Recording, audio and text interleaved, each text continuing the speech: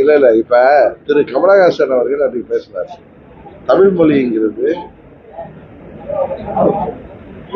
எல்லோருக்கும் தெரியும். பிரதமர் உலக நாடுகள்லாம் சொல்றப்ப தொன்மையான ஒரு மொழி தமிழ் மொழின்னு சொல்றாரு.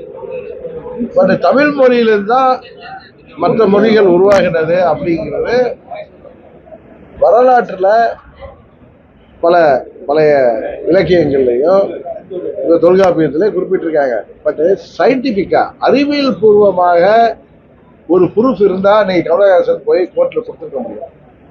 அவர் ஏன் கொடுக்க முடியலன்னா, இதெல்லாம் வரலாற்று ரீதியாக பழைய தொல்காப்பியம் போன்ற பழமையான புத்தகங்கள்ல தமிழ் மொழியின் தனித்தன்மை, சமஸ்கிருதம் கலக்காத ஒரு மொழி சர்வைவ் ஆக முடியும்னா அது தமிழ் மொழி.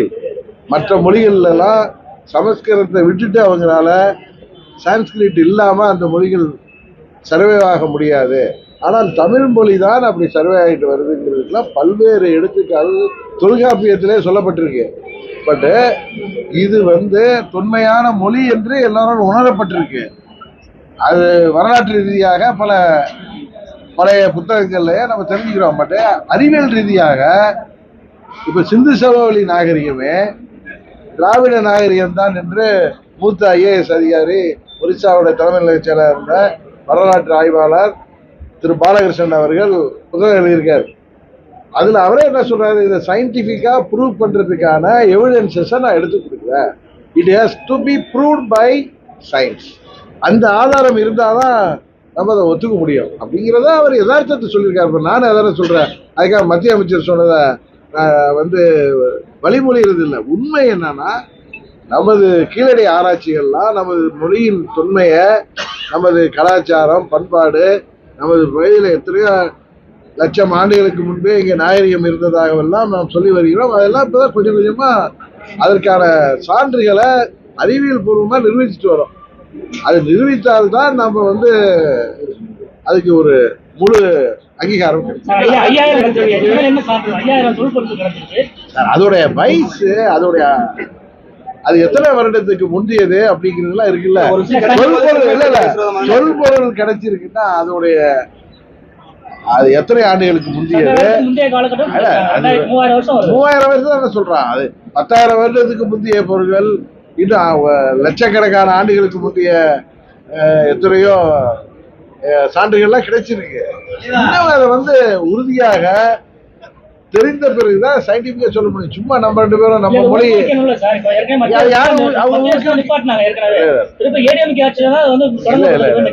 ஊக்குவிக்காமல் எல்லாம் இல்லை. அரசியல் பண்ண வேண்டிய அவசியம் இல்லை.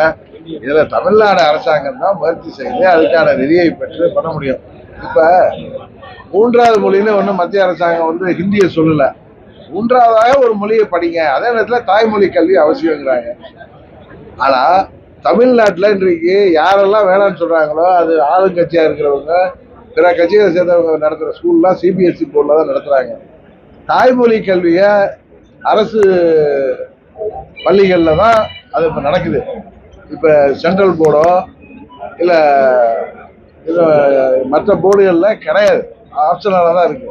தமிழ்நாட்டில் எல்லாரும் தமிழை படிக்கணும், அது தமிழ் மொழி கட்டாயங்கிற ஒரு இதை அரசாங்கம் உருவாக்கி தரணும்.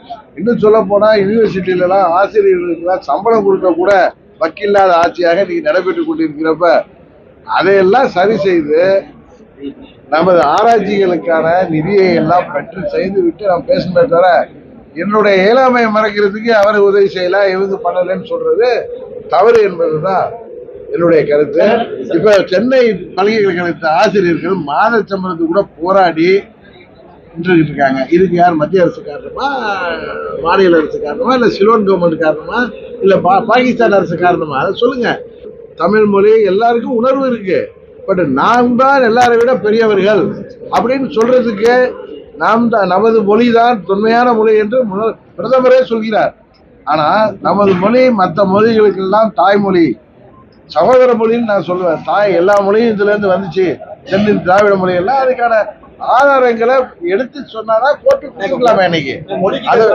அதை நம்ம வந்து சொல்லாம நம்ம சும்மா ஏதாவது பேசிட்டு இருக்கிறது வந்து ஏட்டு சுரைக்காய் கூட்டுக்காது. அதே அமித்ஷா வந்து இந்திய மொழியிலே சமஸ்கிருதத்துல இருந்தா பிறந்ததுன்னு சொன்னாரு. அதை நீங்க எப்படி பாக்குறீங்க? திராவிட மொழிகள் இல்ல, அதுதான் அதுக்கு தான் பதில் சொன்னேன். தமிழ் மொழி சமஸ்கிருதம் என்கிற மொழியின் எந்தவித உதவியும் இல்லாமல் வாழ்ந்து கொண்டிருக்கின்ற உருவாகி வாழ்ந்து கொண்டிருக்கின்ற மொழி. அதுதான் நான் முன்ன இது எனக்கு அமித்ஷா சொன்னதே தெரியாது. அது தெரியாதவே நான் பதில் சொல்லிருக்கேன். எப்ப சொன்னார் அவரு?